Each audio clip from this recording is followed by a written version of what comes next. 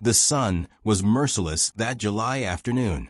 It poured down in heavy sheets of heat, the kind that clung to your skin and made every breath feel like you were swallowing fire. On the shoulder of the cracked highway, a sleek black BMW hissed and steamed like a wounded beast. Its hood stood open, trembling slightly in the shimmer of the heat wave, a white flag of surrender. I pulled my battered pickup just behind it, hazard lights blinking in quiet rhythm, the old engine coughing once before it finally went silent. Inside my truck, my 7-year-old son, Michael, was already wriggling out of his seatbelt, eyes wide with curiosity. "Dad, that car's sick, isn't it?" he whispered, pressing his nose to the glass until his breath fogged the window. "Looks that way, buddy," I said, forcing a small smile. "But you stay put, all right? I'm just gonna check on the lady. Then we'll get those groceries home before the ice cream melts into soup." Michael nodded, though I knew his restless energy meant he'd be glued to the window, watching every move.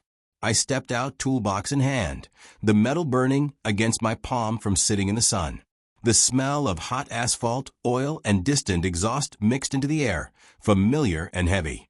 The woman was pacing in front of the car, her heels clicking unevenly against the shoulder. Shoes like that had no business being out here, on cracked pavement littered with gravel and cigarette butts. She wore a pale suit, elegant, tailored, expensive, but her posture betrayed her. Her shoulders sagged. Her phone clutched too tightly in her hand, as if the right words might pull her broken world back together. Up close, I noticed the fine lines around her eyes. Not from laughter. These were carved from long nights and fluorescent lights, from staring at screens and fighting battles nobody clapped for. Her lipstick was perfect, but beneath it I could sense fragility. She ended her call with a sharp jab of her finger and turned to me. Her voice was crisp, edged with the authority of someone used to being obeyed. "I'm sorry. I've already called for roadside assistance. I'll be fine." Her words sounded like a shield. I wiped my hands against my jeans, leaving dark streaks across fabric already scarred with years of grease and work. "Ma'am," I said, steady but respectful, "with this heat and a Sunday afternoon, you'll be waiting a while. Mind if I take a look? Won't cost you anything." She hesitated. Her eyes darted past me, to my pickup with rust on the doors, to Michael waving from the back seat, to the faded logo on my t-shirt from the electrical shop that had closed down years ago. I saw her calculating, measuring risk against desperation, trust against necessity. The steam rising from her engine made the decision for her. "I suppose if you think you can help," she said, taking a small step back. "I'm Emma Whitmore." "John," I replied, setting down my toolbox. "And that's my boy, Michael." Her name itched in my memory, familiar, like a song you almost recognize but can't quite place. I leaned over the engine. The smell of scorched metal and antifreeze hit me. The radiator hose had split clean through, green coolant dripping to the pavement like blood from an open wound. "When's the last time this was serviced?" I asked. Her brow furrowed. "I honestly don't know. My assistant usually handles that. I just drive it." I nodded, not judging, just understanding more than she knew. "Good news is it's fixable. Bad news, you're not driving this thing anywhere today. Not without a new hose." Her phone buzzed again. She answered quickly, her voice trembling just slightly. "No, James, I told you I'm stranded. Yes, I know how important the Harrington deal is. I'll be there. Somehow I'll be there." When she hung up, her polished facade cracked. Just for a heartbeat. Enough for me to glimpse the exhaustion underneath. "Where do you need to be?" I asked. She looked at me like I wouldn't understand. "The Grandview Hotel, downtown. But you don't realize I have calls, presentations, meetings stacked to the hour. My schedule is." I raised a hand gently. "Ma'am, we can get you there. It's not far out of our way." Her eyes flicked to Michael, who was now making faces at his reflection in the truck window. For a moment, the sharpness in her softened. "He's beautiful," she whispered. "How old?" 7 last month, I said with quiet pride. Keeps me on my toes. Her lips parted, as if to ask more, but she stopped herself. Some questions belong to deeper conversations, not the side of a highway. I gathered my tools, the weight of my daily worries tugging at me. The overdue mortgage notice in my pocket, the stack of unpaid bills waiting at home, Lisa's absence still echoing through every room of our house. But right now, those weren't the problems I could fix. This woman's broken car was. "Let me lock this up," I said, "and we'll get you where you need to go." As we drove toward the shimmering skyline, Michael appointed himself tour guide from the back seat, pointing out parks, libraries, and pizza places like they were treasures only he could reveal. Emma listened, not with polite nods, but with genuine warmth. For the first time that day, I saw her smile. A real one. But I couldn't shake the feeling that something about her, the way her name tugged at my memory, the way her eyes softened when she looked at my boy, was going to change everything. And I was right. What I didn't know then was that Emma Whitmore wasn't just any stranded stranger. She was connected to a truth that could shatter, or save, the very home I was fighting to keep. The city shimmered in the distance, its towers rising like glass and steel giants against the burning sky. From the driver's seat, I kept one eye on the road and the other on the woman beside me, Emma Whitmore. She sat rigid, her pale suit perfectly pressed despite the heat, her phone clutched like a lifeline. In the rearview mirror, Michael leaned against the glass, narrating the journey with 7-year-old energy. "That's the park where Dad taught me to ride my bike. And that's the library. They have story time on Wednesdays. Oh, and the pizza place gives you free breadsticks if you get a good grade." Emma turned her head, her polished composure melting into something softer. "Free breadsticks?" she asked, her voice lighter now. Michael grinned. "Yeah, Dad says it's a good deal. I got an A in math, so we celebrated with extra cheese." She laughed, not a boardroom laugh, not polite or restrained. It slipped out, sudden and real, and for a second she looked 10 years younger.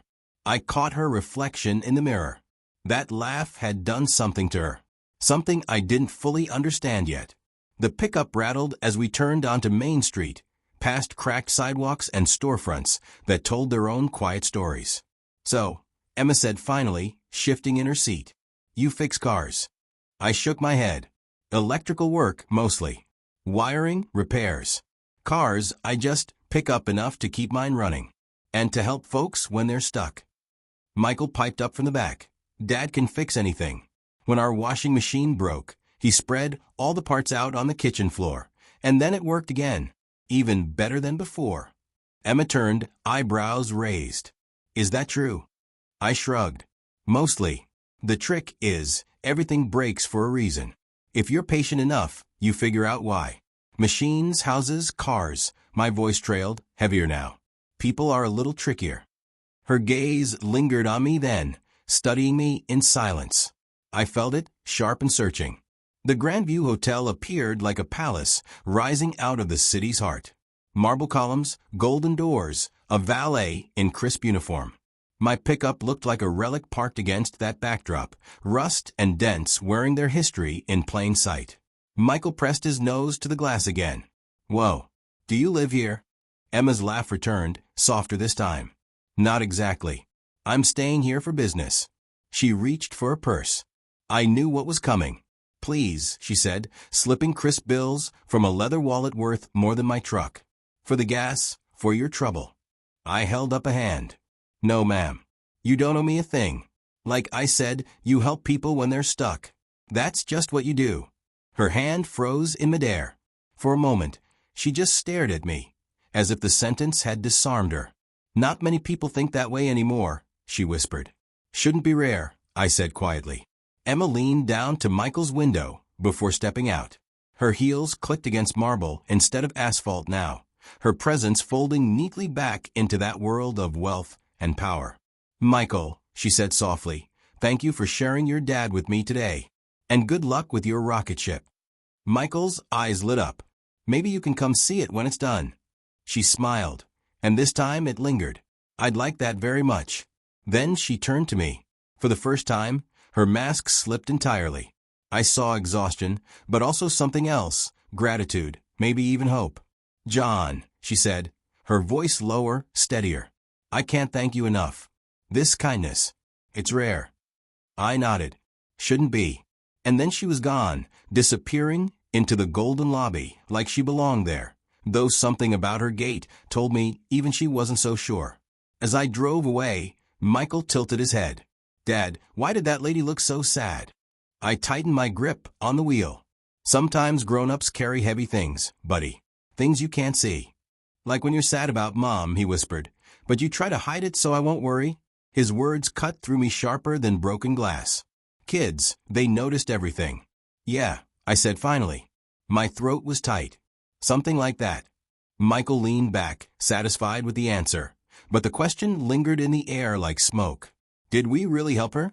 Or had we just seen the edges of a storm waiting to break? That night, after Michael was asleep with his rocket ship drawings scattered across the bed, I sat at the kitchen table with a calculator. Bills spread like vultures waiting to feast. The red stamp on the mortgage notice glared at me. Final notice. 30 days. I rubbed my temples, chasing numbers that never added up. The house wasn't just walls and a roof. It was memories. Lisa's laughter in the kitchen, Michael's first steps on the worn hardwood, late-night jazz records in the living room. But numbers didn't care about memories. I was still staring at the debt when the phone rang. Unknown number. I almost ignored it. Probably a collector. Probably another reminder of everything crumbling. But something, instinct, maybe made me answer. "Mr. Carter?" A woman's voice. Steady. Familiar. "This is Emma Whitmore. I hope I'm not calling too late." My pulse skipped. "Miss Whitmore? Everything all right with the car?" "The car's fine," she said. Then her voice shifted, softer, different than before. "But I need to talk to you. About something far more important." Why was Emma Whitmore calling me, hours after I'd left her at the hotel? What she revealed next would shake the foundation of everything I thought I knew about her, about my home, and about fate itself. The kitchen was quiet, except for the faint tick of the old wall clock and the hum of the refrigerator. Michael's soft breathing carried from the other room, a reminder that he was safe, asleep, dreaming of rockets and faraway planets. And yet, with that phone pressed against my ear, I felt like the ground beneath me had shifted. "Emma," I asked carefully, "what's this about?" Her breath lingered on the line before words followed. "Mr. Carter, John, I owe you the truth. What happened today wasn't just chance." My grip tightened on the receiver. The stack of bills in front of me seemed to lean closer, daring me to connect the dots. "What do you mean?" She hesitated. When she spoke again, her voice was no longer polished boardroom steel. It cracked at the edges, soft, almost human. "After you dropped me off, I went back to my suite. I opened a file I'd been reviewing. A file with your name on it." My pulse hammered in my ears. "My name?" "Yes," she whispered. "John Carter. Your mortgage. Your house. It's held by Whitmore Financial." The kitchen tilted sideways. My free hand shot out to steady myself on the table. The bills blurred under my gaze. My mortgage?" "Yes," she said. "Your account is in default. 3 months behind. I was scheduled to sign the foreclosure order tomorrow." The words punched the air out of me. For a moment, all I could hear was the clock ticking, each second a countdown to ruin. "So what?" My voice was sharp now, angry. "The breakdown, the car, all of it, some setup? You wanted to see what kind of fool you'd be taking a home from." "No." Her voice rose, desperate. "John, no. The car, that was real. I didn't know who you were when you stopped. I didn't know until after. Until I saw your name on that file." Silence stretched thin between us, humming with tension. I stared at the phone, wondering if kindness had been nothing more than a cruel twist of fate. Finally, I spoke, my words low. "So what happens now? Do I pack up my boy's things, tell him we've lost the only home he's ever known?" Her voice softened. "That depends. Tell me about your business. Not the numbers. Not the debts. Tell me why you do it." I almost laughed, bitter. "Why? What does that matter to you?"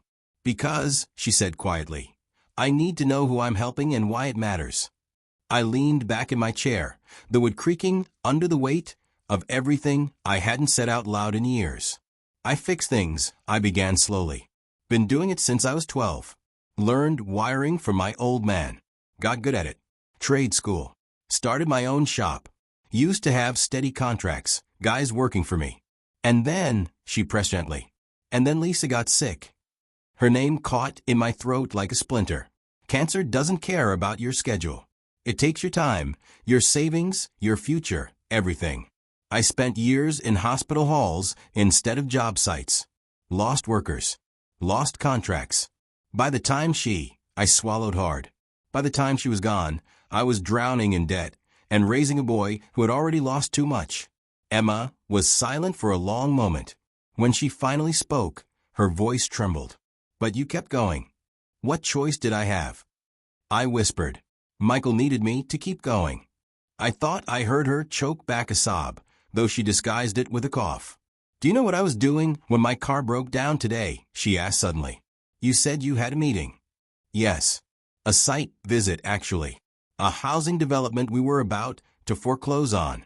40 families. Their builder disappeared. Cracked foundations. Bad loans.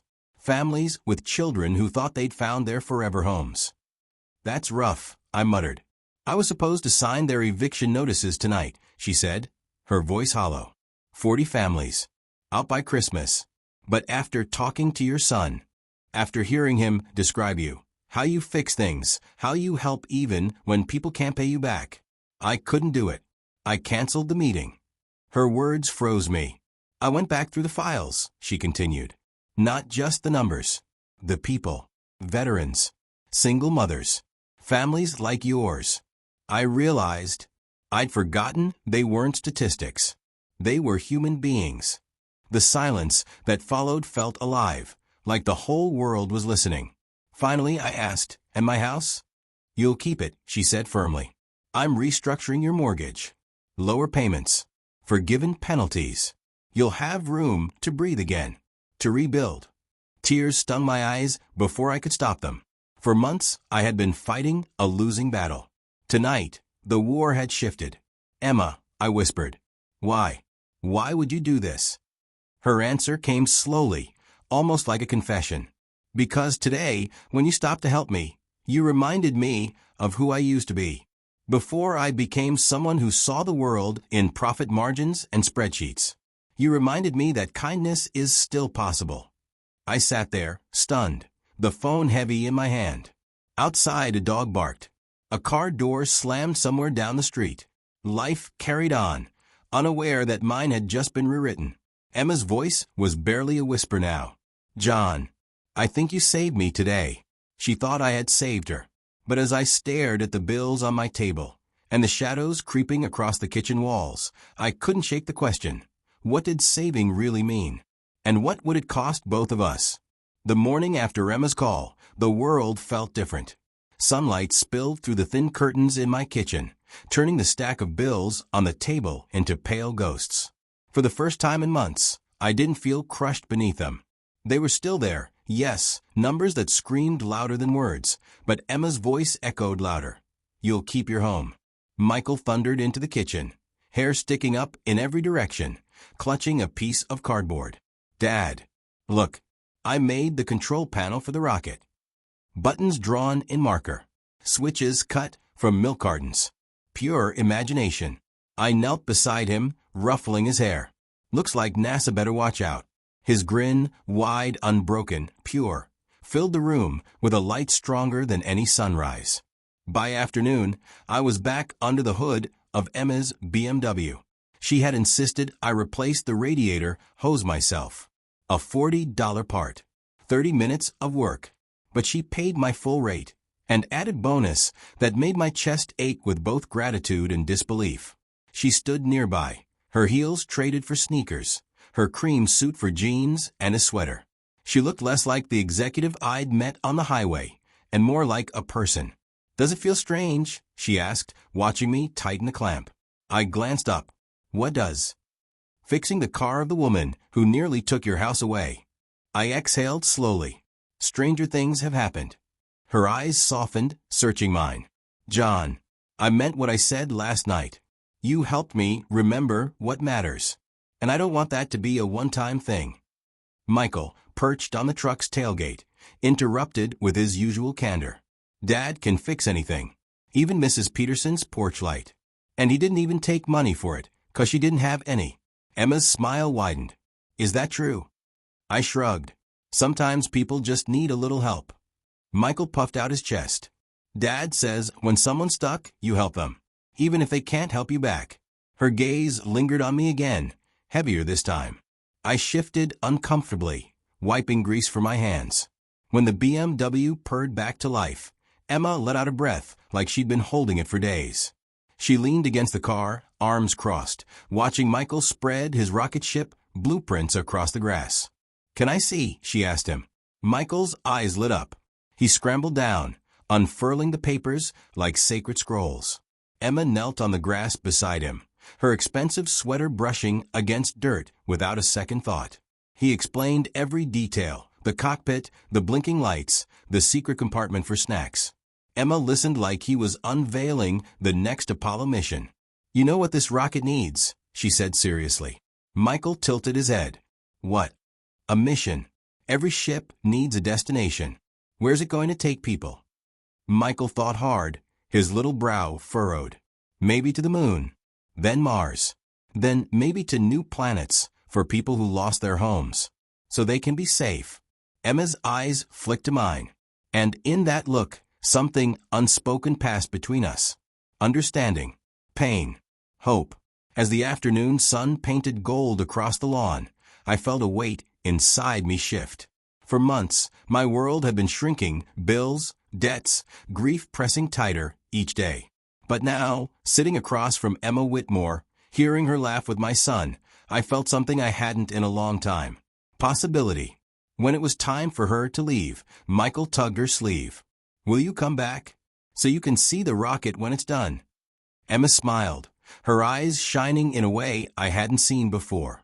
I'd like that very much. But only if your dad promises to let me bring snacks for the trip. Michael giggled. Deal. She stood, brushing grass from her jeans, then extended her hand to me. It wasn't a business handshake.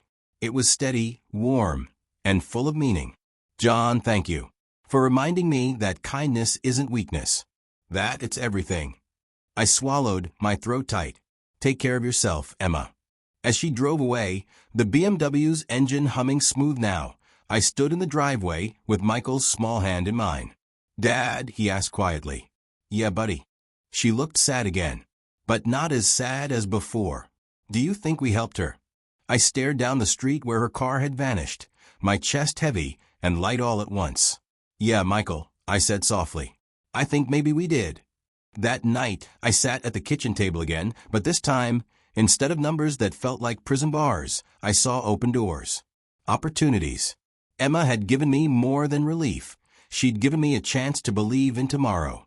But in the back of my mind, one thought lingered, sharper than all the rest.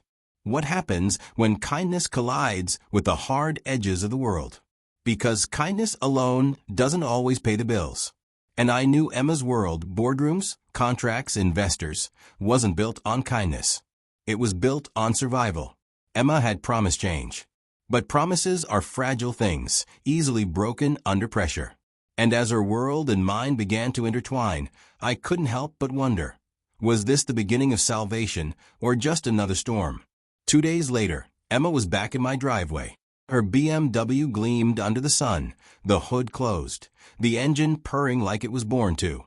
This time, she wasn't dressed for battle in a tailored suit. Jeans, a soft sweater, hair loose. For the first time, she looked less like Emma Whitmore, executive powerhouse, and more like Emma. Just Emma.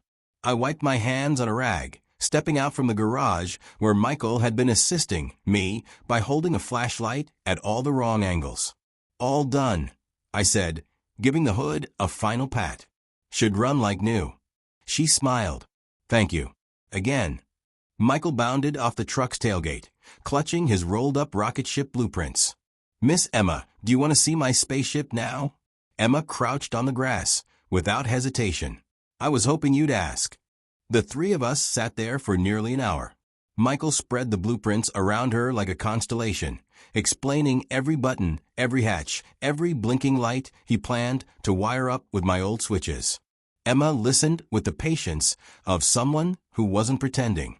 Every question she asked made his eyes shine brighter. "You know," she said finally, tapping the paper with a thoughtful finger, "this rocket ship of yours is missing something." Michael gasped. "What?" "A mission." Michael sat cross-legged, thinking as seriously as if NASA had been waiting on his decision. Maybe it could take people to new homes, like if their house broke, or if they lost it. He paused. His voice softened, like if they were really sad and needed somewhere safe again. Emma's eyes filled, though she blinked quickly, trying to hide it. She looked at me then, really looked. And I knew she understood what Michael was saying. Maybe more than he did. As the sun slid low, painting the sky in gold and amber, Emma gathered the papers gently, helping Michael roll them back into a neat bundle. "Michael," she said softly, "that is the most important mission I've ever heard. And I think you're going to build something truly special." Michael puffed his chest proudly. "Dad's helping me. He can fix anything." Her gaze flicked to me again. Something passed in that look, unspoken, undeniable. When it was time for her to leave, she stood by her BMW, one hand resting lightly on the roof. "I've been in meetings all week," she said, her voice quieter than I'd ever heard it. "I told my board I wasn't foreclosing on those families. I'm working with a nonprofit to refinance, repair, give them a chance. They think I've lost my mind. Have you?" I asked gently. "Maybe," she whispered. "But if being human is madness, then I don't want to be sane." She reached into her purse and handed me a slim envelope. "Business cards. Contractors. Builders. Opportunities. For you," she said. "Work that could get Carter Electrical back on its feet." I stared at the cards, then back at her. My throat tightened. "Emma, I don't know how to thank you." "You already did," she said simply.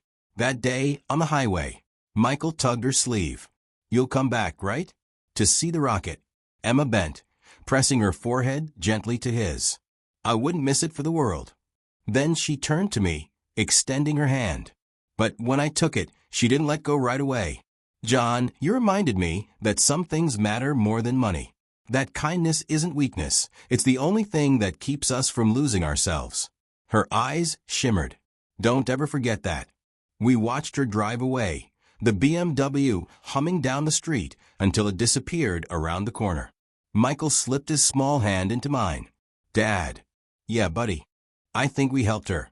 I squeezed his hand, my chest heavy and light all at once. "Yeah, Michael. I think we did." That night, Michael worked on his spaceship at the kitchen table, gluing bottle caps for switches, coloring dials with markers. I sat across from him, flipping through the business cards Emma had given me. For the first time in a long while, the numbers in my head didn't feel like a noose. They felt like possibility. Outside, the first stars pricked the dark sky. Small points of light, traveling years to reach us. Proof that distance, time, and darkness couldn't stop something from shining through.